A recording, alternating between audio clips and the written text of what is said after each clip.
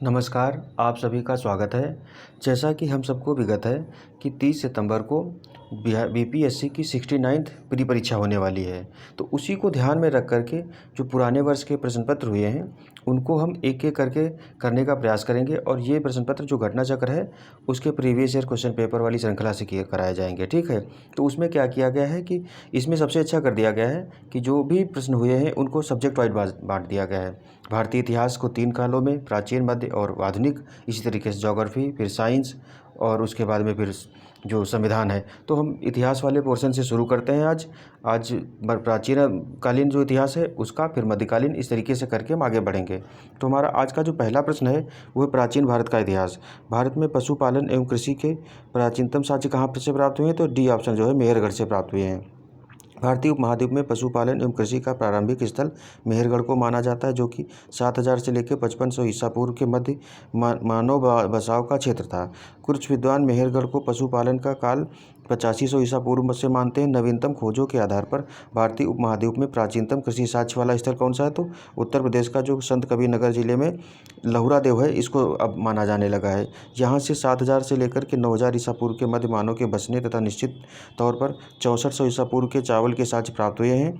उल्लेखनीय है कि इस नवीनतम खोज से के पूर्व भारतीय उपमहाद्वीप में प्राचीनतम जो कृषि साक्ष्य वाला स्थान कौन सा था? तो मेहरगढ़ पाकिस्तान में प्राप्त था। तो अब ये जो यूपी में लहुरा देव पाया गया है, इसी को सबसे प्राचीन माना जाता है, ठीक है। इसके साथ ही चावल के साक्ष्य वाला स्थल कोलढेवा प्रयागराज में बेलन नदी के तट पर स्थित, यहाँ से 6500 ईसा पूर्व के चावल की भूसी के साक्ष्य मिले हैं, माना जाता था, ठीक। तो अब लहुरा देव है जो वही माना जाता है। निम्नलिखित में से किसको कैल्कोलिथिक युग भी कहा जाता है? तो कौन सा है? ताम्रपाषाण युग है, उसको कैल्कोलिथिक युग कहा जाता है। ताम्रपाषाण युग को कैल्कोलिथिक युग भी कहा जाता है। जिन संस्कृतियों में तांबे के औजारों के साथ ही पत्थर के बने हुए उपकरणों का प्रचलन मिलता है, उन्हें प्रायः ताम्रपाषाणिक संस्कृतियाँ कहा जाता है। हड़प्पा में मिट्टी के बर्तनों का पर सामान्यतः किस रंग का उपयोग हुआ है? तो लाल रंग का उपयोग हुआ है। जो मिट्टी के बर्तन है वो लाल रंग से रंगे जाते थे। तो हड़प्पा निवासी मिट्टी के बर्तनों का व्यापक पैमाने पर निर्माण करते थे। प्रारंभिक हड़प्पा सभ्यता में पैर से चालित चाक का प्रयोग किया जाता था। तो हड़प्पा जैसे सभ्यता परिपक्व हुई, उसमें चाक का और विकसित रूप आने लगा है। परिपक्व हड़प्पा के दौर में हाथ से चालित चाकों का प्रयोग किया जाने लगा था। डिजाइन के आधार पर इन बर्तनों की 2 श्रेणियाँ थी। एक तो बिना डिजाइन वाले बर्तन तथा दूसरे चित्रित मृदभांड थे। मृदभांडों को बनाने वाली मिट्टी में रेत का मिश्रण किया जाता था, जिनको पकाने पर यह हल्के भूरे लाल रंग का रूप ग्रहण कर लेती थी। इन मृदभांडों के ऊपरी हिस्सों में लाल रंग की पुताई कर दी जाती थी तथा निचले हिस्से में काले रंग से विभिन्न प्रकार की चित्रकारी की जाती थी। सिंधु सभ्यता निम्नलिखित में से किस युग में पड़ता है? तो डी ऑप्शन जो है इसका कौन सा? आदि ऐतिहासिक। देखो, ऐतिहासिक जो इतिहास है उसको आदि ऐतिहासिक, ऐतिहासिक और जो प्राचीन काल है उसको आदि ऐतिहासिक के रूप में बांटा जाता है। तो आदि ऐतिहासिक मतलब क्या है? ऐतिहासिक काल का निर्धारण पठनीय लेखन कला के ज्ञान के आधार पर किया जाता है। लेखन कला के ज्ञान से पहले का कालखंड प्रागैतिहासिक काल कहलाता है। भारतीय इतिहास में 2500 बीसी से लेकर के 600 बीसी का कालखंड आदि ऐतिहासिक माना गया है। सैंधव सभ्यता आदि ऐतिहासिक काल की सभ्यता है, क्योंकि यहाँ पर लेखन कला का ज्ञान तो है, परंतु अभी तक इसे पढ़ा नहीं जा सका है। जो प्रागैतिहासिक काल है, प्रागैतिहासिक काल, आदि ऐतिहासिक काल और ऐतिहासिक काल। ऐतिहासिक काल की शुरुआत हम मानते हैं जब से साक्ष्य मिले हैं, उनको पढ़ा जा सका है। आदि ऐतिहासिक काल जो है उसमें साक्ष्य तो मिले लेकिन उन्हें पढ़ा नहीं जा सका है। और जो प्रागैतिहासिक काल है वो जो पत्थर हैं, इस तरीके के जो उपकरण मिले, उनसे हमें जानकारी प्राप्त होती है, ठीक है। तो सिंधु घाटी सभ्यता की सबसे महत्वपूर्ण विशेषता क्या है? तो इसका ए ऑप्शन, पक्की ईंटों से बनी इमारतें जो हैं सिंधु घाटी की सभ्यता की महत्वपूर्ण जो विशेषताएं हैं। सिंधु घाटी सभ्यता की प्रमुख विशेषता नगर नियोजन को माना जाता है। यहाँ नगर और कस्बे एक निश्चित योजना के अनुसार बसाए जाते थे। पक्की ईंट से बनी इमारतों में मोहनजोदड़ो का विशाल स्नानागार व अन्नागार प्रमुख हैं। इनकी सतह पक्की ईंटों की है, जिसमें जिप्सम एवं मोर्टार का द्वारा जोड़ा गया है। अगला है, निम्नलिखित में से कौन सा एक हड़प्पा का बंदरगाह है? तो कौन सा? लोथल जो है ये हड़प्पा का बंदरगाह नगर था। हड़प्पी नगर लोथल गुजरात के अहमदाबाद जिले में भगवा नदी के किनारे स्थित है। यहाँ की सर्वाधिक महत्वपूर्ण जो उपलब्धि है हड़प्पाकालीन बंदरगाह है। निम्नलिखित में से कौन सा हड़प्पाकालीन स्थल गुजरात में है? तो कौन सा है? लोथल जो है। निम्नलिखित में से किस हड़प्पाकालीन स्थल से टेराकोटा का हल प्राप्त हुआ है? तो ये जो बनावली है यहाँ से टेराकोटा का, तो हरियाणा के फतेहाबाद जिले में स्थित बनावली से टेराकोटा का हल प्राप्त हुआ है। निम्नलिखित में से किस हड़प्पन नगर से जुते हुए खेतों के निशान मिले हैं? तो ये कालीबंगा जो है वहाँ से राजस्थान में स्थित है। प्रश्नगत हड़प्पा सभ्यता के स्थलों में से खंभात की खाड़ी के निकट स्थित लोथल से गोदीवाड़ा के साक्ष्य मिले हैं। राजस्थान के हनुमानगढ़ जिले में घग्गर नदी के किनारे स्थित कालीबंगा से जुते हुए खेत के साक्ष्य मिले हैं। गुजरात के धौलावीरा से हड़प्पा लिपि के बड़े आकार के 10 चिन्हों वाला एक शिलालेख मिला है। ये भी क्वेश्चन पूछा गया है कि किस स्थल से जो मतलब ये शिलालेख मिला है, तो मतलब जो लेखकी लिपि है वो कहाँ से मिली? तो धौलावीरा से मिली है। ठीक है। फिर हरियाणा के फतेहाबाद जिला में स्थित बनावली से पक्की मीट की बनी हुई हल की प्रतिकृति मिली है। निम्नलिखित में से कौन हड़प्पा और मोहनजोदड़ो के उत्खनन से संबंधित नहीं थे? तो इसमें ऑप्शन है आर डी बनर्जी है, के एन दीक्षित है, अगला है एम एस वत्स, तो कौन सा है? वी ए स्मिथ नहीं थे। वी ए स्मिथ जो थे इतिहासकार थे। वर्ष 1921 में दयाराम साहनी ने हड़प्पा का सर्वेक्षण किया। वर्ष 1926-27 से वर्ष 1933-34 में माधव स्वरूप वर्ष हड़प्पा के उत्खनन कार्य से संबंधित रहे। मोहनजोदड़ो की खोज सर्वप्रथम वर्ष 1922 में राकलदास बनर्जी ने की थी। इसके पुरातात्विक महत्व की ओर ध्यान आकर्षित किया। इनके अतिरिक्त कुछ अन्य विद्वान के एन दीक्षित, अर्नेस्ट मैके और एल्स्टेन और कौन है, ए के घोष हैं, जे पी जोशी हैं आदि ने भी इस सभ्यता की खोज में महत्वपूर्ण योगदान दिया। वी ए स्मिथ हड़प्पा सभ्यता की खोज से संबंधित नहीं रहे, बल्कि ये भारतविद एवं कला इतिहासकार के रूप में प्रसिद्ध थे। फिर बोगाजकोई का महत्व किस लिए? इसलिए है कि वह तो वहाँ जो अभिलेख प्राप्त हुए हैं उनमें वैदिक देवी एवं देवताओं का वर्णन मिलता है। एशिया माइनर का जो बोगाजकोई अभिलेख है इसमें ईरान में पाया गया था। तो बोगाजकोई एशिया माइनर में से 14वीं शताब्दी ईसा पूर्व के कच्छ अभिलेख मिले हैं। इस अभिलेख में ऐसे राजाओं का उल्लेख आया है जिनके नाम आर्यों जैसे थे, जो संधियों के साक्ष्यों तथा रक्षा के लिए इंद्र, मित्र, वरुण एवं नासत्य देवताओं का आह्वान करते थे। इससे ज्ञात होता है कि वैदिक आर्य जो थे ईरान से होकर ही भारत में आए होंगे। अब यहाँ पर क्वेश्चन ये भी आया है कि जो ये एशिया का बोगाजकोई अभिलेख मिला है इसमें किन देवताओं का नाम है? तो ये 4 देवता दिए, इंद्र, मित्र, वरुण और नासत्य जो है इनका नाम उल्लेख किया गया है। तो इन पर भी क्वेश्चन पूछा गया है। प्रसिद्ध 10 राजाओं का युद्ध किस नदी के तट पर लड़ा गया था? तो डी ऑप्शन परुशली नदी है, जो रावी नदी है। दसरा के युद्ध 10 राजाओं का युद्ध परुशली नदी यानी कि रावी नदी के तट पर लड़ा गया था, जिसमें भारतों यानी कि भरतों के राजा सुदास ने 10 राजाओं के एक संघ को हराया। इस संघ में आर्यों के प्रमुख जन अनु, दुह, यदु, पुरु, तुवर्सु तथा 5 लघु जनजातियों का समूह सम्मिलित था, जिसके पुरोहित कौन थे? विश्वामित्र थे। तो इसमें ये पूछा जाता है कि जो ये युद्ध हुआ था प्रसिद्ध दसराग युद्ध, ये किस नदी के तट पर हुआ था? यही ज़्यादातर क्वेश्चन आता है। ऋग्वेद का कौन सा मंडल पूर्णतः सोम को समर्पित है? तो कौन सा है? नौवां मंडल जो है ये सोम को समर्पित है। ऋग्वेद में कुल 10 मंडल है। नवम मंडल में के सभी 114 मंत्र जो हैं सोम को समर्पित हैं। सोम आर्यों के मुख्य पेय था, जो मुख्य पेय था आर्यों का वो सोम था, जिसे मंजूवत पर्वत से प्राप्त किया जाता था। ऋग्वेद के 10वें मंडल में चारों वर्णों की उत्पत्ति का 10वां मंडल है उसके पूर्व सूक्त से जो आज जाति प्रथा है यानी कि ऋग्वेद के वर्णों की जो उपस्थिति है उसका वर्णन किया गया है। ऋग्वेद संहिता का 9वां मंडल पूर्णतः किसको समर्पित है? तो डी सोम और इस पेय पर नामकृत देवताकार। गायत्री मंत्र किस पुस्तक में मिलता है? तो किसमें? ऋग्वेद में मिलता है। गायत्री मंत्र ऋग्वेद में उल्लिखित है। इसके रचनाकार विश्वामित्र हैं। यहाँ यह मंत्र ऋग्वेद के 3 मंडल में वर्णित है। तो तीसरे मंडल में ऋग्वेद का इसका गायत्री मंत्र का वर्णन है। निम्नलिखित में से किस भारतीय दर्शन ने परमाणु सिद्धांत का प्रतिपादन किया? तो वो था वैशेषिक दर्शन है। वैशेषिक दर्शन के अनुसार सृष्टि का निर्माण अणु से हुआ है। महर्षि कणाद इस दर्शन के प्रवर्तक थे। तो ये जो दर्शन है इनके बारे में भी कई क्वेश्चन आते रहते हैं। महावीर स्वामी का जन्म कहाँ हुआ था? तो ये कौन सा ऑप्शन है? कुंडग्राम में हुआ था। महावीर स्वामी का जन्म कुंडग्राम या कुंडलपुर में वैशाली के निकट लगभग 599 ईसा पूर्व में हुआ था। उनकी माता त्रिशला वैशाली के लिच्छवी गणराज्य के प्रमुख चेटक की बहन थी तथा पिता सिद्धार्थ ज्ञात्रक क्षत्रियों के संघ के प्रधान थे। उनके बड़े भाई नंदीवर्धन थे। कुछ प्राचीन संस्करण की ये जो एनसीईआरटी की पुस्तक है उसमें महावीर स्वामी का जन्म 540 ईसा पूर्व उद्धृत है। इसी आधार पर अनेक अन्य जो प्रकाशक हैं उन्होंने भी यही जन्मतिथि अपने में अंकित की है, जिससे भ्रम की स्थिति उत्पन्न हुई है। महावीर स्वामी की सही जन्मतिथि जो है 599 ईसा पूर्व ही उचित है, क्योंकि महावीर स्वामी महात्मा बुद्ध के पहले के काल के हैं। महात्मा बुद्ध का जन्म 563 ईसा पूर्व में है, तो 599 जो ईसा पूर्व है यही प्रकाशित हो चुका है। ठीक है। महावीर जैन की मृत्यु निम्नलिखित में से किस नगर में हुई है? तो सी पावापुरी में हुई थी। महावीर स्वामी का जन्म 599 ईसा पूर्व में वैशाली के निकट कुंडग्राम में हुआ था।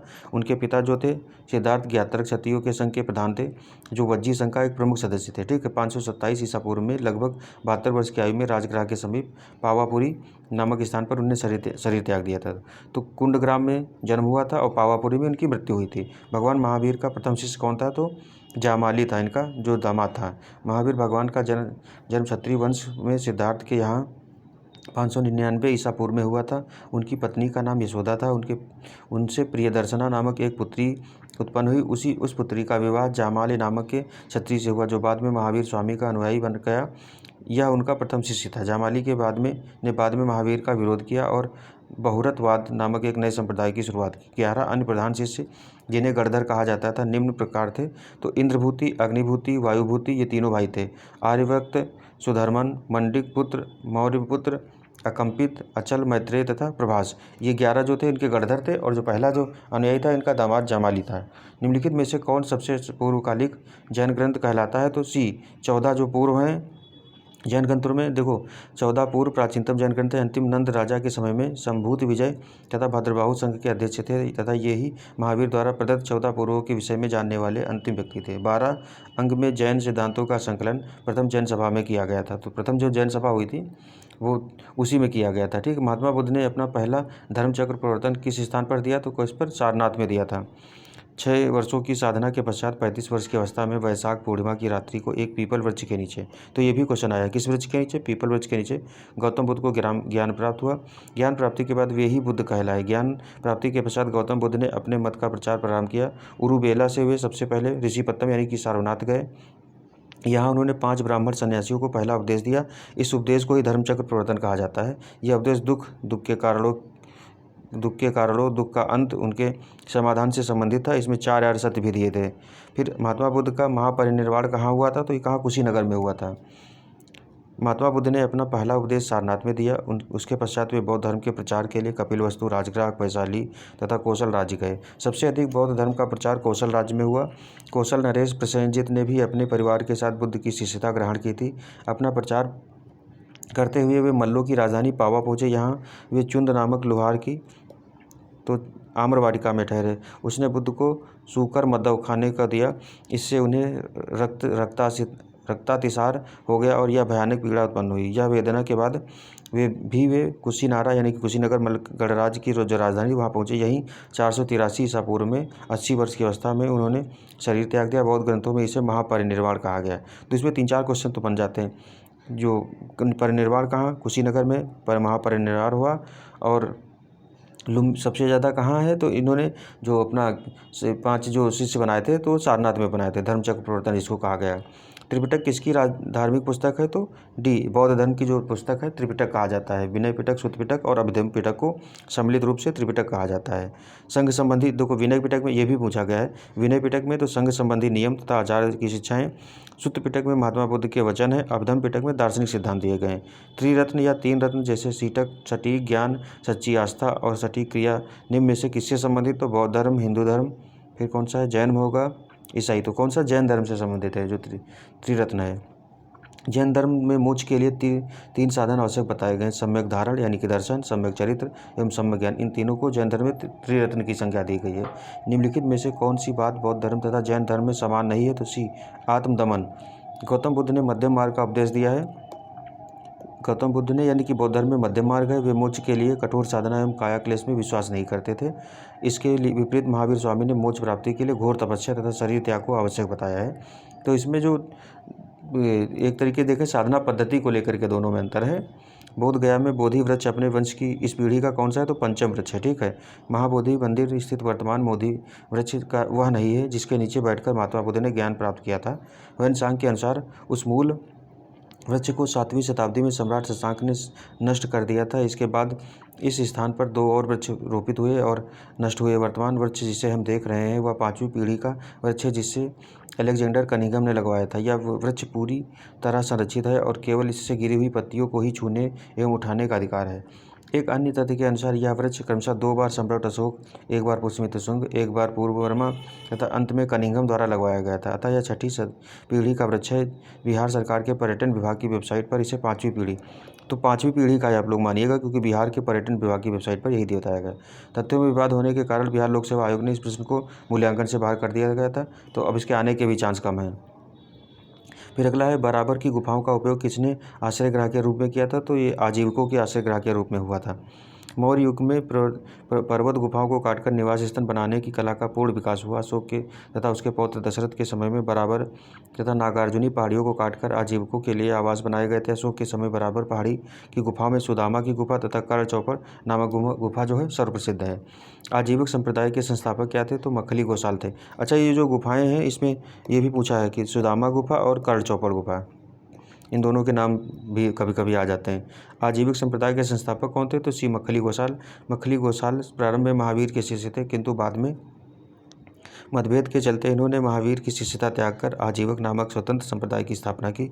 इनका मत नियतवाद कहा जाता है, जिसके अनुसार संसार की प्रत्येक वस्तु भाग्य द्वारा पूर्व नियंत्रित एवं संचालित होती है। पाटलिपुत्र है उसके संस्थापक कौन थे? तो उदयन थे। पाटलिपुत्र की स्थापना अजातशत्रु के उत्तराधिकारी उदयन ने गंगा और सोन नदी के संगम पर एक किला बनाकर की थी। इसने मगध साम्राज्य की राजधानी राजगृह से पाटलिपुत्र स्थानांतरित की। यह नगर शिशुनाग वंश, नंद वंश और मौर्य वंश का भी राजधानी रही है। किस शासक द्वारा सर्वप्रथम पाटलिपुत्र की राजधानी के रूप में चयन किया गया? तो सी उदयन द्वारा किया गया था। निम्नलिखित में से किस राजा ने पाटलिपुत्र बसाया था? तो ये कौन सा था? उदयन था। अगला है, विश्व का पहला गणतंत्र वैशाली में किसके द्वारा स्थापित हुआ था? तो ये थे लिच्छवियों द्वारा। वैशाली में गणतंत्र, जो वैशाली के लिच्छवियों ने विश्व का पहला गणतंत्र स्थापित किया था। वैशाली बुद्ध काल का सबसे बड़ा तथा शक्तिशाली गणराज्य था। लिच्छवी वज्जी संघ में सर्वप्रमुख थे। मगध की प्रारंभिक राजधानी कौन सी थी? तो राजगृह या गिरिव्रज थी। पुराणों के अनुसार मगध पर शासन करने वाला पहला राजवंश बृहदत्त वंश था। इस वंश के पहले राजा बृहदत्त का पुत्र जरासंध था, जिसने राजगृह यानी कि गिरिव्रज को अपनी राजधानी बनाया। बौद्ध ग्रंथों के अनुसार मगध का प्रथम प्रतापी शासक कौन सा था? तो बिंबिसार था। यह हर्यक वंश से संबंधित था। इसकी मृत्यु 492 ईसा पूर्व में हुई। इसके पश्चात अजातशत्रु मगध का शासक हुआ। अजातशत्रु के पुत्र जो था उदयन ने अपनी राजधानी राजगृह से पाटलिपुत्र स्थानांतरित की थी। तो इस तरीके से जो हर्यक वंश था उसके जो तीसरे शासक हुए हैं उदयन, उन्हीं ने पाटलिपुत्र की स्थापना की थी। ठीक है। अगर हम मगध में बात करें कि सबसे पहले कौन सा वंश आया, तो उसमें सबसे पहले हम देखते हैं हर्यक वंश, बिंबिसार। नागवंश आया है, इसमें कालाशोक है। नंदवंश, महापद्मनंद का हम लोग नाम सुनते हैं, महापद्मनंद, घनानंद। उसके बाद मौर्य वंश चंद्रगुप्त मौर्य द्वारा स्थापित किया गया था। तो मगध में जो स्थापित साम्राज्य थे उसमें हर्यक, नागवंश है, फिर ये नंदवंश है, फिर मौर्य वंश आता है। इस तरीके से हम देखते हैं। तो फिर कण्व है, उसके बाद में सातवाहन, ये जो सारे वंश आते जाते हैं। तो ये भी क्वेश्चन आया नहीं, लेकिन है कि जानने के लिए आपको पता होना चाहिए। ठीक है। अगला है, अजातशत्रु के वंश का नाम क्या था? तो बी हर्यक वंश का था अजातशत्रु। मगध का शासक अजातशत्रु 492-460 ईसा पूर्व अपने पिता एवं हर्यक वंश के संस्थापक बिंबिसार की हत्या कर राजगद्दी पर बैठा था। इसकी हत्या भी इसके पुत्र उदयन, कौशांबी के वंश राजा उदयन से ही भिन्न था। तो कौशांबी का जो राजा था वो उदयन था, जबकि इसका जो अजातशत्रु का पुत्र था वो उदयन था। सेंड्रोकोटस से चंद्रगुप्त मौर्य की पहचान किसने की थी? तो ये विलियम जोन्स थे, इन्होंने की थी। सर विलियम जोन्स पहले विद्वान थे जिन्होंने सेंड्रोकोटस की पहचान मौर्य शासक चंद्रगुप्त मौर्य से की थी। एरियन तथा प्लूटार्क ने चंद्रगुप्त मौर्य को एंड्रोकोटस के रूप में वर्णित किया है, जबकि जस्टिन ने सेंड्रोकोटस, चंद्रगुप्त मौर्य और सिकंदर महान की भेंट का उल्लेख किया है। ब्राह्मी लिपि को सर्वप्रथम किसने पढ़ा था? तो कौन से थे? जेम्स प्रिंसप से थे। तो सर्वप्रथम 1837 में जेम्स प्रिंसप नामक अंग्रेज विद्वान ने अशोक के लेखों का उद्घाटन किया, किंतु उन्होंने लेखों के देवानाम पीय जो पहचान सिंघल के राजा तिस्य से कर डाली। तो अशोक की जो देवानाम पीय उपाधि है, इसकी इन्होंने तुलना जो सिंघल राजा थे यानी कि श्रीलंका के, उनसे कर डाली है। ठीक है। कालांतर में यह तथ्य प्रकाश में आया कि सिंघली अनुसूतियों, दीपवंश तथा महावंश में यह उपाधि अशोक के लिए प्रयुक्त की गई है। अतः 1915 में मास्की कर्नाटक से प्राप्त लेख में अशोक का नाम भी पढ़ लिया गया, इसीलिए अशोक से इसकी साम्यता फिर स्थापित हुई। मेगास्थनीज की पुस्तक का नाम क्या है? तो इंडिका नाम है। चंद्रगुप्त मौर्य सिकंदर का समकालीन शासक था। सिकंदर के समकालीन विदेशी लेखक नियार्कस, आनोसिक्रियस, अरिस्तोबुलस तथा मेगास्थनीज थे, जिनके विवरण चंद्रगुप्त मौर्य के विषय में सूचनाएं देते हैं। विदेशी लेखकों में मेगास्थनीज का नाम सर्वाधिक महत्वपूर्ण है, जिसकी पुस्तक इंडिका मौर्य इतिहास का प्रमुख स्रोत है। अगला है कि इंडिका का लेखक कौन है, तो बी मेगास्थनीज हैं। मेगास्थनीज की पुस्तक जो इंडिका में पाटलिपुत्र के नगर प्रशासन का वर्णन मिलता है। इसके अनुसार पाटलिपुत्र नगर का प्रशासन 30 सदस्यों की विभिन्न समितियों द्वारा होता था। इसकी कुल 6 समितियां होती थी तथा प्रत्येक समिति में 5 सदस्य होते थे। समिति का कार्य बिक्री कर वसूल करना था। विक्रय कर मूल्य का 10वें भाग के रूप में वसूल किया जाता था। करों की चोरी करने वालों को मृत्युदंड दिया जाता था। मृत्युदंड दिया जाता था। फिर अगला है मेगास्थनी दूत था। किसका दूत था, तो ये सेलुकस का दूत था।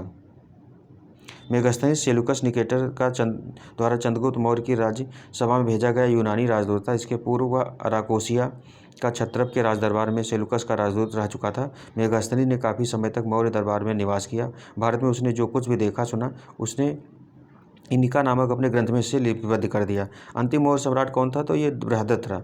अंतिम मौर्य शासक बृहदत्त था। बृहदत्त की हत्या उसके सेनापति पुष्यमित्र शुंग ने कर दी है। तो शुंग वंश की स्थापना इसके बाद हुई है।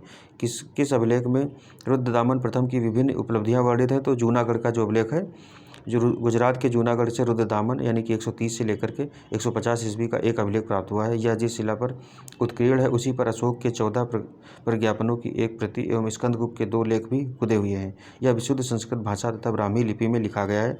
इसमें रुद्रदामन की वंशावली, विजयों, शासन, व्यक्तित्व आदि पर सुंदर प्रकाश डाला गया है। यह अभिलेख अब तक प्राप्त संस्कृत अभिलेखों में सर्वाधिक प्राचीन है। तो सबसे पहला जो संस्कृत अभिलेख है वो भी यही है। अगला है निम्नलिखित राजाओं में से किसका जैन धर्म के प्रति भारी झुकाव था, कौन सा था, वो खारवेल था। तो कलिंग के चेदी वंशी शासक खारवेल प्राचीन भारतीय इतिहास के महानतम सम्राटों में से एक था। तो एक ये भी पूछा गया है कि किस वंश का था, तो चेदी वंश का था, कलिंग का शासक था। ठीक है। उड़ीसा प्रांत के भुवनेश्वर से 3 मील की दूरी पर स्थित उदयगिरी पहाड़ी की हाथी गुफा से उसका एक बिना तिथि का अभिलेख प्राप्त हुआ है। यह अभिलेख खारवेल का इतिहास जानने का एकमात्र स्रोत है। इसका जैन धर्म के प्रति भारी झुकाव था। हाथी गुफा अभिलेख प्राकृत भाषा में है। कलिंग नरेश खारवेल का संबंध था किससे था, तो चेदी वंश से था। ये क्वेश्चन सीधे सीधे दे भी दिया है यहाँ पर। अगला कलिंग वंश के चेदी राजवंश का संस्थापक महामेघवाहन नामक व्यक्ति था। अतः इस वंश का नाम महामेघवाहन वंश भी पड़ गया। इस वंश का सर्वाधिक शक्तिशाली शासक खारवेल हुआ। खारवेल के इतिहास अध्ययन का एकमात्र साधन जो है हाथी गुफा अभिलेख है, प्राकृत भाषा में लिखा गया है। प्राचीन भारत का नेपोलियन किसे कहा जाता है, तो डी ऑप्शन समुद्रगुप्त को प्राचीन भारत का नेपोलियन कहा जाता है। इतिहासकार विंसेंट स्मिथ ने अपनी रचना अर्ली हिस्ट्री ऑफ इंडिया में समुद्रगुप्त की वीरता एवं विजयों पर मुग्ध होकर उसे भारतीय नेपोलियन की संज्ञा दी है। समुद्रगुप्त की विजयों का वर्णन प्रयाग प्रशस्ति में मिलता है। इसके लेखक कौन है, हर्षियल है। तो प्रयाग प्रशस्ति जो है किसने लिखी है, हर्षियल ने लिखी है। समुद्रगुप्त सम्राट जिसने हुड़ों को पराजित किया था तो वो तो स्कंदगुप्त ने किया था। हुड़ों का पहला भारतीय जो आक्रमण है गुप्त सम्राट स्कंदगुप्त के शासनकाल में 455 ईस्वी में हुआ था। स्कंदगुप्त के हाथों वो बुरी तरह परास्त हुए।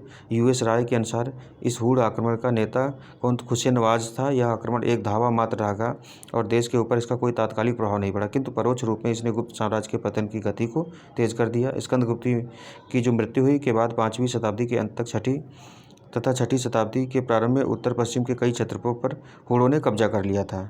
फिर आगे हम कह रहे हैं कि किस प्रकार की भूमि को अपरहत कहा जाता था। तो अपरहत कौन सी भूमि थी, बिना जोती हुई जो जंगली भूमि थी उसको अपरहत कहा गया है। अपरहत भूमि कहा जाता था। यह गुप्तकालीन राजस्व व्यवस्था का एक पद है। ठीक है। चीनी यात्री सुंग युन ने भारत की यात्रा की थी। तो कब की थी, तो 515 ईस्वी से लेकर 520 ईस्वी के आसपास की थी। चीनी यात्री सुंग युन 518 ईस्वी में भारत आया। इसने अपने 3 वर्षों की यात्रा में बौद्ध धर्म की प्रतियां एकत्रित की। हर्षवर्धन के शासनकाल में किस चीनी यात्री ने भारत की यात्रा की, तो कौन सा था, वो ह्वेनसांग था। इसको यात्रियों का राजकुमार भी कहा जाता है। हर्षवर्धन के समय की सर्वप्रमुख घटना चीनी यात्री ह्वेनसांग के भारत आगमन की है।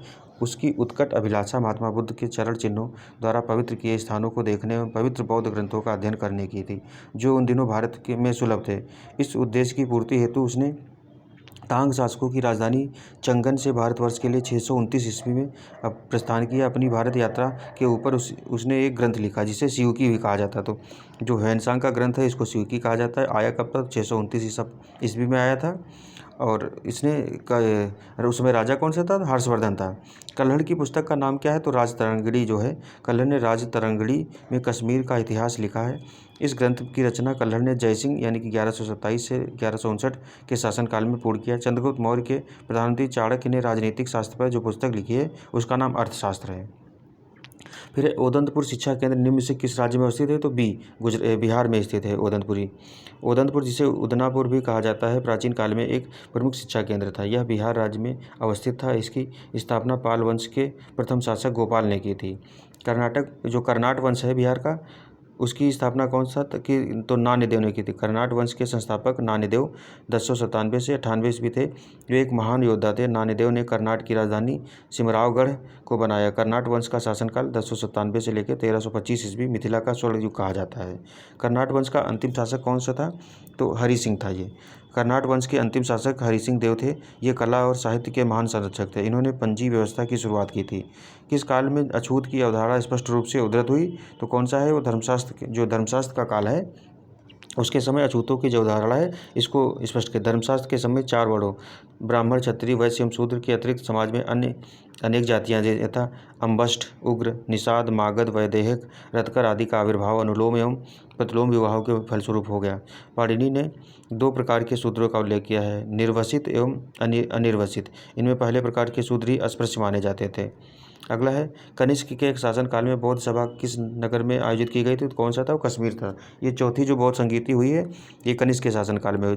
बौद्ध धर्म की चौथी और अंतिम संगीति सभा कुषाण शासक कनिष्क के राज्यकाल में कश्मीर के कुंडल वन में हुई थी। तो कहाँ हुई थी? कुंडल वन में, कनिष्क के शासनकाल में और कश्मीर में हुई थी। इसकी जो अध्यक्षता थी वो वसुमित्र ने की थी और अशुघोष इसके उपाध्यक्ष थे। यहाँ बौद्ध ग्रंथों के कठिन अंशों पर सम्यक विचार किया गया था और यहाँ बौद्ध धर्म 2 भागों में बंट भी गया था।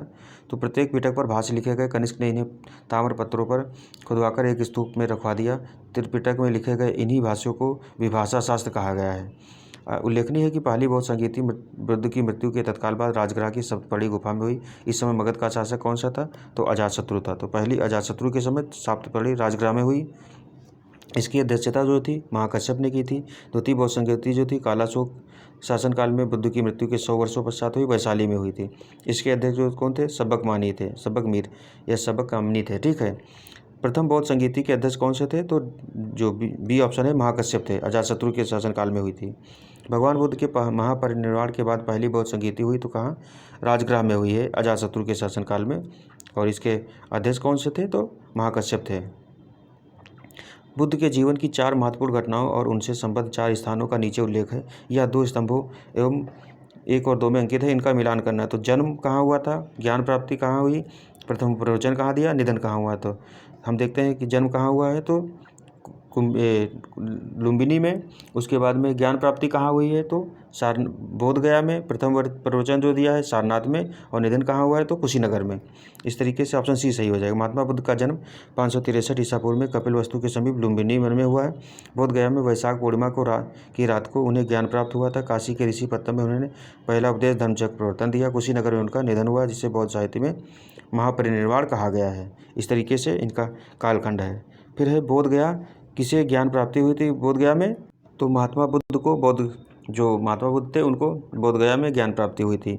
बोधगया में महाबोधि मंदिर बनाया गया है जहाँ तो महात्मा बुद्ध को ज्ञान प्राप्त हुआ था। बोधगया में 6 वर्ष की साधना के पश्चात 35 वर्ष की आयु में महात्मा बुद्ध को वैशाख पूर्णिमा की रात को एक पीपल वृक्ष के नीचे ज्ञान प्राप्त हुआ था। ठीक है। अगला है गौतम बुद्ध को एक देवता का स्थान किस राजा के युग में प्राप्त हुआ? तो ये कनिष्क था। कनिष्क के शासनकाल में संपन्न हुई चतुर्थ बौद्ध संगीति में बौद्ध धर्म हीनयान एवं महायान नामक 2 स्पष्ट एवं स्वतंत्र संप्रदायों में विभक्त हो गया। हीनयान शाखा में बुद्ध को देवता माना गया तथा उनकी पूजा की जाने लगी। इसी के साथ अनेक बोधिसत्वों की भी पूजा प्रारंभ हुई।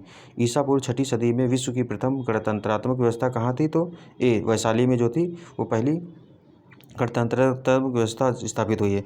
ईसा पूर्व 6ठी सदी में विश्व की प्रथम गणतंत्रात्मक व्यवस्था वैशाली में थी। वस्तुतः 6ठी सदी में जहाँ महाजनपदों में राजतंत्रात्मक शासन था, वहीं वज्जी तथा मल्ल नामक 2 राज्यों में गणतंत्रात्मक शासन व्यवस्था प्रचलित थी।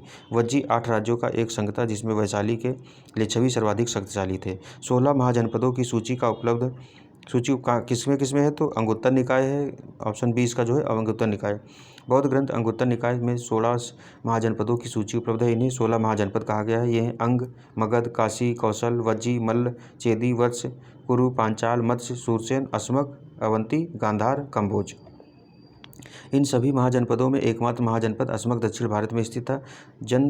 जनव सब सूत्र में केवल 12 महाजन राज्यों के ही नाम मिलते हैं। जैन ग्रंथ भगवती सूत्र में 16 महाजनपदों की सूची मिलती है, किंतु वहाँ कुछ नाम भिन्न प्रकार से हैं। तो अंगुत्तर निकाय और ये भगवती सूत्र, इन दोनों में 16 महाजनपदों का उल्लेख मिलता है।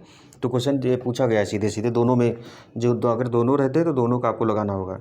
नालंदा विश्वविद्यालय के स्थापना का युग क्या है? तो इसी गुप्त काल में नालंदा का विख्यात बौद्ध पीठ एवं विश्वविद्यालय था। तो नालंदा क्या था? एक विख्यात बौद्ध पीठ थी और विश्वविद्यालय। यह दक्षिणी बिहार में राजगीर के निकट स्थित था। इसके ध्वंसावशेष बड़गांव ग्राम से दूर तक आज तक भी बिखरे पड़े हैं। 5वीं शताब्दी के मध्य गुप्तों के समय में नालंदा विश्वविद्यालय अस्तित्व में आया।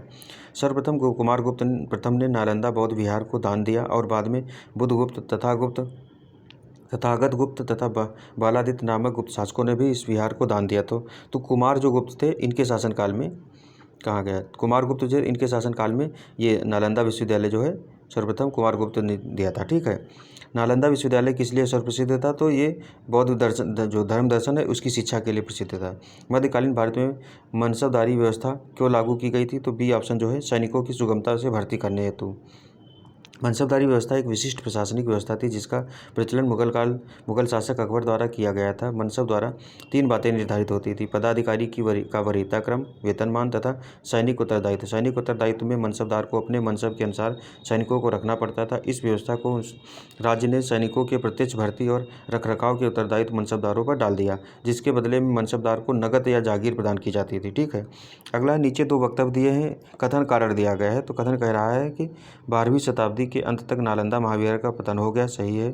फिर महाविहार को राजकीय प्रश्रय मिलना बंद हो गया था। तो क्या कह रहा है? दोनों कथन सही, परंतु व्याख्या नहीं कर रहे हैं।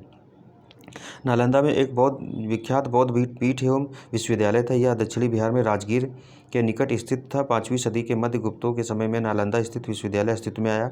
12वीं सदी के अंत तक मुस्लिम आक्रमण के फलस्वरूप महाविहार का पतन हो गया। बंगाल के पाल शासकों द्वारा विक्रमशिला विश्वविद्यालय को संरक्षण देने के फलस्वरूप नालंदा का महत्व घटने लगा। तो एक ये भी कि संरक्षण का कमी हो गई। दूसरी जो तात्कालिक कारण था वो मुस्लिम आक्रमण की वजह से हुआ था। प्रथम मगध साम्राज्य का उत्कर्ष किस शताब्दी में हुआ था? तो ये ईसा पूर्व 6ठी शताब्दी में मगध साम्राज्य का हुआ है। प्रथम मगध साम्राज्य की महत्ता का वास्तविक संस्थापक बिंबिसार, जो हर्यक वंशी था, उसका था। अगला है, मगध की राजधानी कौन सी थी? तो पाटलिपुत्र, वैशाली, चंपा, गिरिब्रज। तो इसमें विकल्प ए और सी दोनों सही हैं, क्योंकि अलग अलग समय पर ये अलग अलग राजधानी रही है। तो मगध की आरंभिक राजधानी गिरिब्रज थी। बाद में उदयन ने पाटलिपुत्र को राजधानी बनाया, जो गुप्त काल तक मगध की राजधानी बनी रही। मगध साम्राज्य पर शासन करने वाले प्रथम राजवंश के विषय में बौद्ध ग्रंथों एवं पुराणों में अलग अलग विवरण मिलता है। पुराणों के अनुसार मगध पर शासन करने वाला पहला राजवंश बृहदत्त था। इस वंश का पहला राजा जरासंध था, जिसने गिरिब्रज को अपनी राजधानी बनाया। प्राचीन महाजनपद मगध की प्रथम राजधानी कौन सी थी? तो जो गिरिब्रज है, इसमें ई नहीं दिया है ऑप्शन, क्योंकि वैशाली पाटलिपुत्र थी, गिरिब्रज थी, तो इसी वजह से इसमें देखेंगे एक या एक से अधिक ये ऑप्शन आ गया है। नंद वंश के पश्चात मगध पर किस राजवंश ने शासन किया? तो मौर्य वंश ने किया है। नंद वंश की स्थापना शिशुनाग वंश का अंत करके की गई थी। नंद वंश में कुल 9 राजा हुए।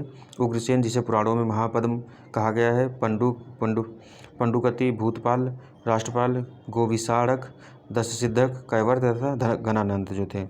नंद वंश में जनता से बलपूर्वक धन वसूलने, छोटी छोटी वस्तुओं पर भारी कर लगाने के कारण जनता शासकों के विरुद्ध हो गई।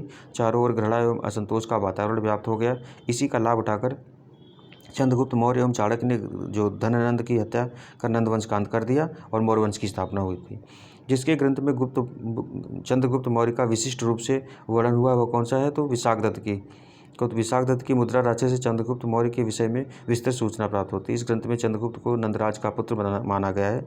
मुद्रा राक्षस में चंद्रगुप्त को वृषल तथा कुलहीन भी कहा गया है। 18वीं शताब्दी ईस्वी में ढूंढी राज ने मुद्रा राक्षस पर टीका लिखी है। मुद्रा राक्षस के अतिरिक्त विशाखदत्त के अन्य नाम से 2 अन्य रचनाओं का भी उल्लेख मिलता है। देवी चंद्रगुप्तम, अभिसारिका वंचितक या अभिसारिका बंधितक अप्राप्य हैं ये दोनों। निम्नलिखित में से मगध का कौन सा राजा सिकंदर महान के समकालीन था? तो कौन सा था? घनानंद था। महापद्म नंद के उत्तराधिकारियों की संख्या पुराणों तथा बौद्ध जो ग्रंथ है उनमें 8 मिलती है। इस वंश का अंतिम शासक घनानंद था, जो सिकंदर का समकालीन था। उसे यूनानी लेखकों में अग्रमीज, कहा है। जेनोफोन उसे बहुत धनाढ्य व्यक्ति बताता है। भद्रसाल उसका सेनापति था। पाटलिपुत्र में स्थित चंद्रगुप्त का महल मुख्यतः बना था तो किससे? लकड़ी का बना था। बिहार में पटना के समीप बुलंदी बाग एवं कुम्हरार में की गई खुदाई से मौर्य काल के लकड़ी के विशाल भवनों के अवशेष प्रकाश में आए हैं। इन्हें प्रकाश में लाने का श्रेय स्पूनर महोदय को है। बुलंदी बाग से नगर के परकोटे के अवशेष तथा कुम्हरार से राजप्रासाद था उसके अवशेष प्राप्त हुए हैं। तो बिहार के जो मेंस पेपर है उसमें ये क्वेश्चन काफ़ी बार आया है कि जो पाटलिपुत्र है उसकी जो नगरीय व्यवस्था है उसके बारे में या कला के बारे में लेकर के आता है। अष्टप्रधान का गठन किसने किया था? तो डी, शिवाजी ने किया था।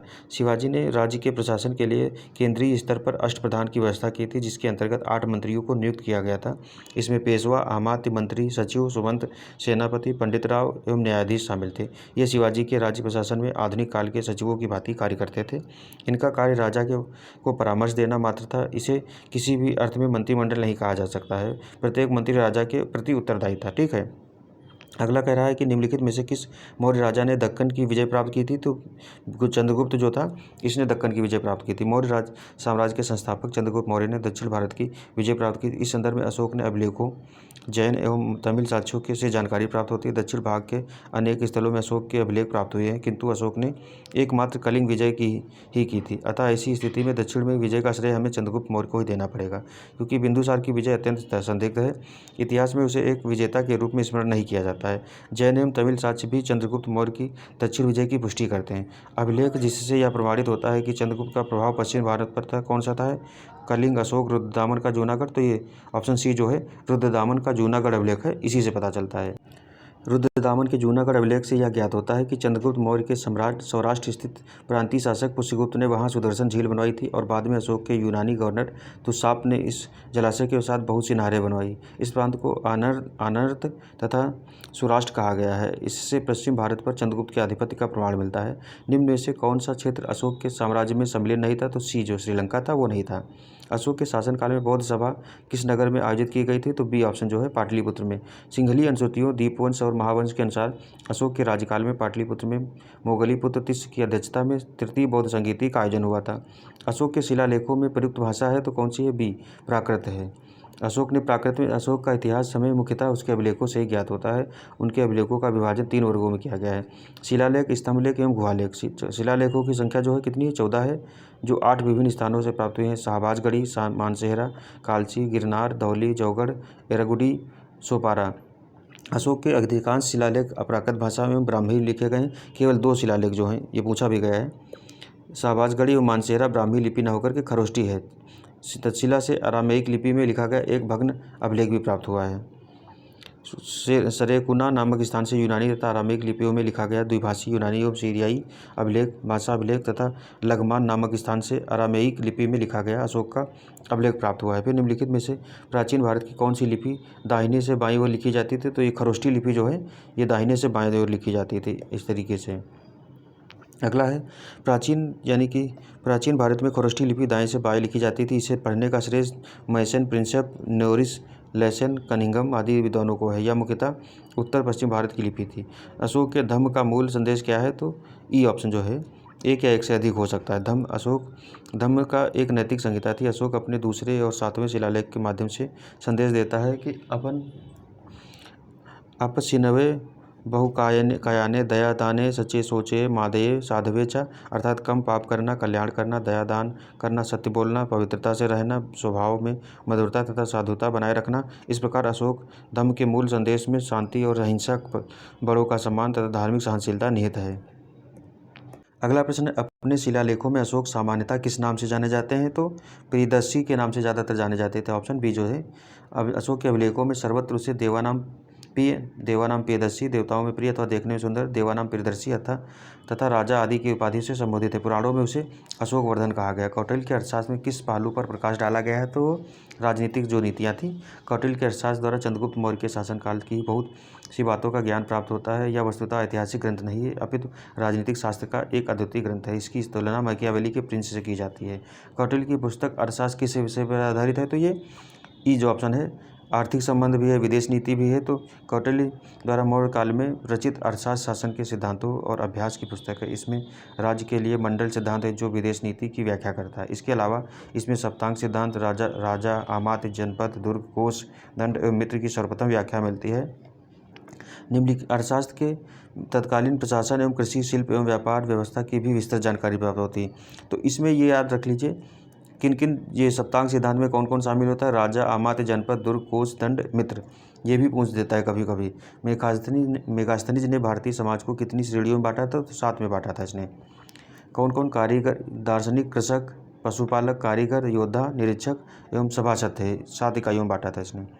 मौर्य साम्राज्य का 7 वर्गों में विभाजन का विशेष रूप से उल्लेख किया गया है। तो कौन है ये? मेगास्थनीज की जो इंडिका पुस्तक है उसमें किया गया है। अगला है पेरिप्लस ऑफ द इरिथ्रियन सी किसने लिखी? तो ये कौन से थे? ई। पेरिप्लस ऑफ द इरिथ्रियन सी एक ग्रीको रोमन पेरिप्लस है। यह रोमन मिस्र के बंदरगाहों से नेविगेशन और व्यापार के अवसरों का वर्णन करता है। इसे लगभग 60 ईस्वी में अलेक्जेंड्रिया के एक अनाम नाविक ने लिखा था। इसने भारत में से आयात तथा निर्यात की जाने वाली वस्तुओं का भी उल्लेख किया है। वह स्रोत जिसमें पाटलिपुत्र के प्रशासन का वर्णन उपलब्ध है, तो कौन सा है? सी, इंडिका में है। अगला है कि पाटलिपुत्र को यानी कि वह नगर के पदाधिकारियों को एस्टिनोमोई कहता है, ये भी पूछ सकता है। इंडिका में जो नगर के पदाधिकारी उनको क्या कहा गया है? तो एस्टिनोमोई कहा गया है। अगला है पाटलिपुत्र को किस शासक ने सर्वप्रथम अपनी राजधानी बनाया? तो चंद्रगुप्त मौर्य ने बनाया था। इनमें से किसने सर्वप्रथम व्यापक पैमाने पर स्वर्ण मुद्रा का प्रयोग किया? तो मेनांडर, पुष्यमित्र सिंह। और कौन सा है? तो ये कौन सा? विमकल्पिस है, जो कुषाण वंशी था। कुषाण शासकों द्वारा व्यापक पैमाने पर स्वर्ण मुद्रा का प्रचलन प्रारंभ करना भारतीय उपमहाद्वीप में उनका सबसे महत्वपूर्ण योगदान था। कुषाण शासक विमकल्पिस को स्वर्ण मुद्राओं के प्रचलन का श्रेय बनाता है। अगला है कला की गांधार शैली निम्न में से कब फूली फली? तो यह है ऑप्शन कुषाण के समय। कुषाण शासक कनिष्क के शासनकाल में कला के क्षेत्र में 2 स्वतंत्र शैलियों का विकास हुआ, गांधार शैली और मथुरा शैली। इन दोनों को कनिष्क की ओर से पर्याप्त प्रोत्साहन दिया गया। गांधार कला यूनानी कला से प्रभावित थी। इनमें से किस शासक ने चतुर्थ बौद्ध संगीति कश्मीर में आयोजित की? तो सी ऑप्शन, जो कनिष्क ने। तो चतुर्थ बौद्ध संगीति जो है कनिष्क में कश्मीर में हुई थी, कनिष्क के शासनकाल में कश्मीर में। और जो इसके अध्यक्ष थे वसुमित्र थे, उपाध्यक्ष अशुघोष थे, ठीक है। और जो बौद्ध धर्म है हीनयान और महायान में बटा था। शुंग वंश के बाद किस वंश ने भारत पर राज किया है? तो ये कौन है? कर्ण वंश है। शुंग वंश का अंतिम राजा देवभूति अपने अमात्य वसुदेव के षड्यंत्रों द्वारा मार डाला गया। वसुदेव ने जिस नवीन राजवंश की स्थापना नींव डाली वह कर्ण वंश है। यह कण्वायन नाम से जाना जाता है। शुंगों के समान यह भी ब्राह्मण वंश था। राजा खारवेल का नाम जुड़ा है तो गिरनार के अभिलेख से, जूनागढ़ के। तो कौन सा? हाथी गुफा जो वाला अभिलेख है ये राजा खारवेल से संबंधित है, यह जैन था। नगरों का क्रमिक पतन किस काल की एक महत्वपूर्ण विशेषता थी? तो ये गुप्त काल में। और ये इसकी जो भाषा है खारवेल की, खारवाले हाथी गुफा अभिलेख की, इसकी कौन सी है? प्राकृत है, ठीक है। तो ये कौन सा गुप्त काल से संबंधित है? नगरों का क्रमिक पतन किस काल से संबंधित है? गुप्त काल से संबंधित है। निम्नलिखित में से कौन सा बंदरगाह गुप्त काल में उत्तर भारतीय व्यापार के लिए उपयोग किया जाता था? तो ई दे रहा है ऑप्शन, कौन सा है? ए ऑप्शन जो है। गुप्त वंश के शासकों ने मंदिरों में ब्राह्मणों को सबसे अधिक ग्राम अनुदान में दिए थे। गुप्त लेखों में जिन दान भूमि, एक मिनट, कौन सा क्वेश्चन आ गया ये?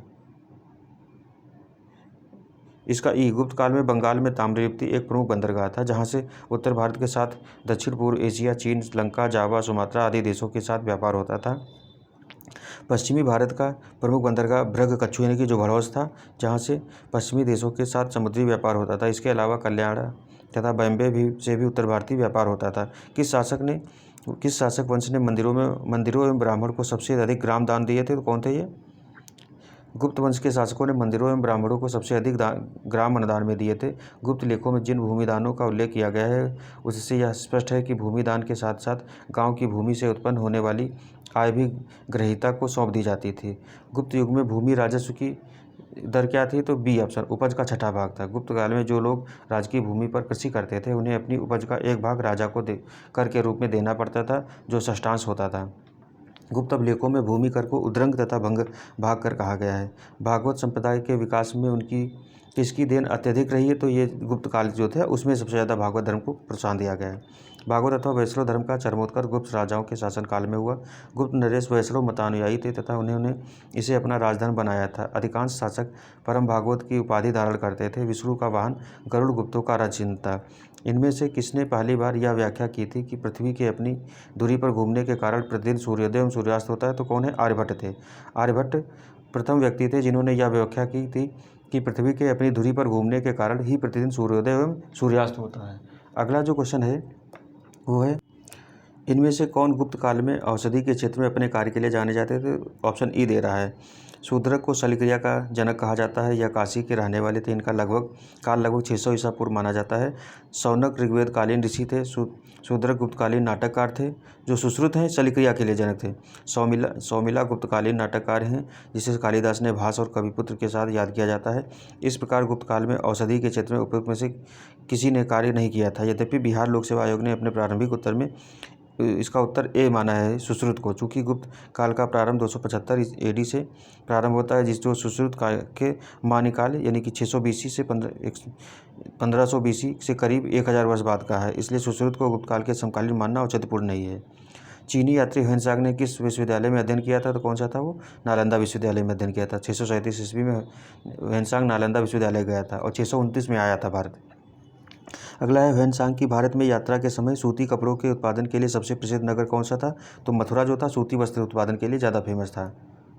चीनी यात्री ह्वेनसांग हर्षवर्धन के शासनकाल में भारत आया था। मथुरा एक औद्योगिक नगरी थी। अर्थशास्त्र से ज्ञात होता है कि इसके सूती वस्त्र उत्कृष्टता के लिए प्रसिद्ध थे। ह्वेनसांग ने मथुरा की आर्थिक समृद्धि एवं व्यापारिक प्रगति की पुष्टि की है। वह लिखता है कि मथुरा के बाजारों में बिकने वाली वस्तुएं काफ़ी सजाकर रखी जाती थी। कवि बाढ़ निवासी तो पाटलिपुत्र का था। बाढ़ हर्षवर्धन के दरबारी कवि थे। तो इनकी जो है निवासी हर्षचरित, कादम्बरी, चंडी शतक इनकी प्रमुख रचनाएं हैं। अगला जो क्वेश्चन है, चीनी यात्री इत्सिंग ने बिहार का भ्रमण किया था लगभग कब? तो उपरोक्त में से कोई नहीं। तो चीनी यात्री इत्सिंग 671 या 672 ईस्वी में जब वह युवक था, अपने 37 बौद्ध सहयोगियों के साथ बौद्ध धर्म के अवशेषों को देखने की इच्छा से उसने पाश्चात्य विश्व का भ्रमण करने का निश्चय किया। वह दक्षिण के समुद्री मार्ग से होकर भारत आया। 675 से 685 ईस्वी तक नालंदा विश्वविद्यालय में अध्ययन किया था। 693 से 94 ईस्वी के लगभग सुमात्रा होता हुआ वह चीन लौट गया। प्रसिद्ध चीनी यात्री फाहियान ने किसके शासनकाल में भारत की यात्रा की थी? तो ये कौन सा था? चंद्रगुप्त द्वितीय के शासनकाल में आया था। नालंदा विश्वविद्यालय के संस्थापक कौन थे? तो कुमारगुप्त थे। ह्वेनसांग के अनुसार नालंदा विश्वविद्यालय का संस्थापक शक्रादित्य था, जिसने बौद्ध धर्म के त्रिरत्नों के प्रति महती श्रद्धा के कारण इसकी स्थापना करवाई थी। शक्रादित्य की पहचान कुमारगुप्त प्रथम से की जाती है। अगला है कि कुमारगुप्त की प्रसिद्ध उपाधि क्या है? तो महेंद्रादित्य थी। ताम्रपत्र लेख दर्शाते हैं कि प्राचीन काल में बिहार के राजाओं का संपर्क था तो कहाँ से? जावा सुमात्रा से था। पाल वंशी शासक देवपाल बौद्ध मतानुयायी था। लेखों में उसे परम सौगत कहा गया है। उसने जावा के शैलेंद्र वंशी शासक बालपुत्र देव के अनुरोध पर उसे नालंदा में एक बौद्ध विहार लगवाने के लिए 5 गांव दान में दिए थे। अगला है, सुवर्णभूमि वह राजा कौन था जिसने नालंदा में एक बौद्ध विहार की स्थापना की तथा उसके रखरखाव हेतु अपने दूत द्वारा देवपाल से 5 गांव दान में देने के लिए प्रार्थना की थी? तो कौन सा था? बालपुत्र देव था। सुवर्णभूमि के शासक बालपुत्र देव ने नालंदा में एक बौद्ध विहार की स्थापना की तथा उसके रखरखाव हेतु अपने दूत द्वारा देवपाल से 5 गांव देने के लिए प्रार्थना की थी।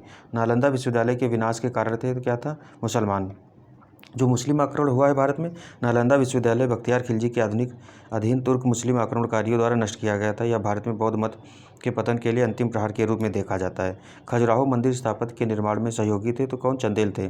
चंदेलों ने कब? तो राजाओं का समय है 950 से लेकर 1050 ईस्वी के बीच बनाए गए हैं।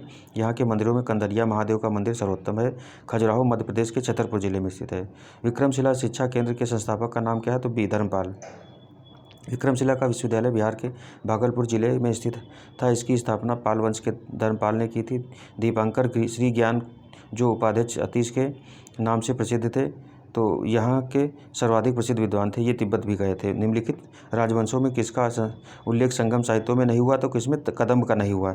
ये जो आया है तिब्बत कौन गया था? तो अतीश दीपांकर जो थे, उपाध्याय अतीश जो थे, ये तिब्बत भी गए थे। ये भी पूछा गया है। तो कदम्ब वंश का इसमें संगम वंश में उल्लेख नहीं किया गया है।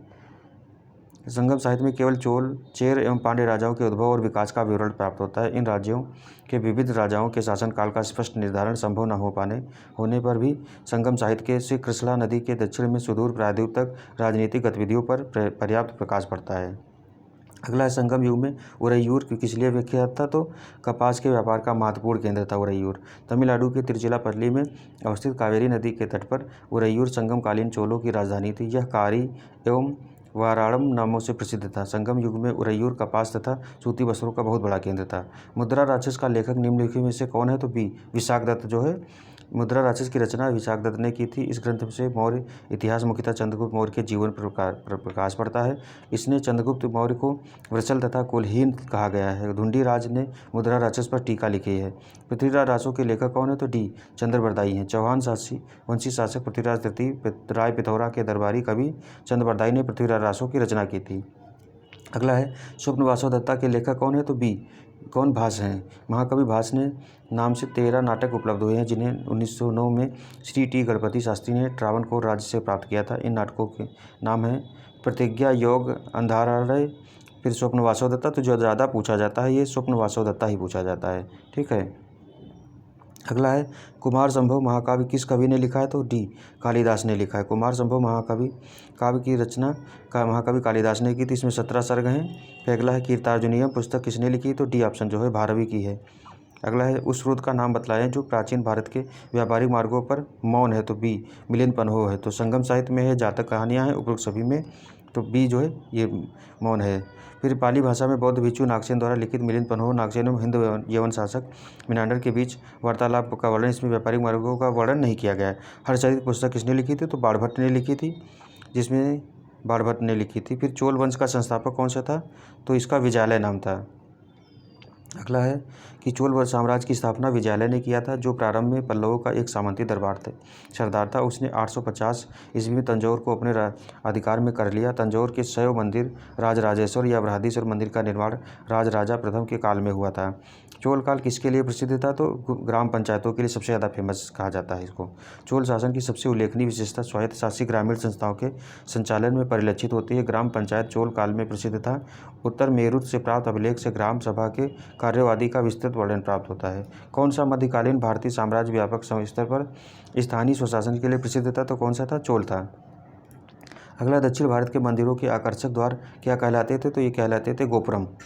दक्षिण के मंदिरों के आकर्षक द्वार को गोपुरम कहते हैं। पांड्यों चोलों के राज्यकाल में द्रविड़ शैली पनपती रही। पांड्य काल में मंदिर छोटे होते थे, किंतु उनके प्रांगण के चारों ओर अनेक प्राचीर बनाए जाते थे। इनके प्रवेश द्वार, जिन्हें गोपुरम कहा जाता था, भव्य, विशाल और प्रचुर मात्रा में शिल्पकारिता से अलंकृत होते थे। चोलकालीन वास्तुकला की विशेषता मंदिर नहीं अपितु गोपुरम ही थे। ठीक है।